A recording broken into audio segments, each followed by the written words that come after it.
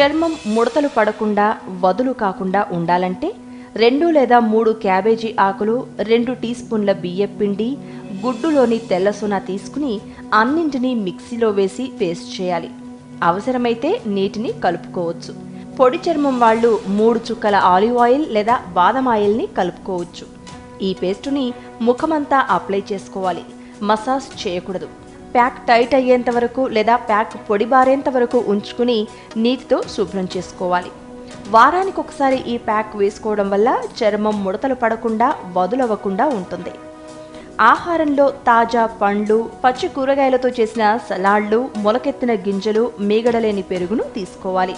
క్రమం తప్పకుండా వీటిని ఆహారంలో చేర్చుకుంటే శరీరంలోని విష పదార్థాలన్నీ బయటకు పోయి అనవసరమైన కొవ్వు శరీరంలోకి చేరకుండా చర్మం తాజాగా ఉంటుంది.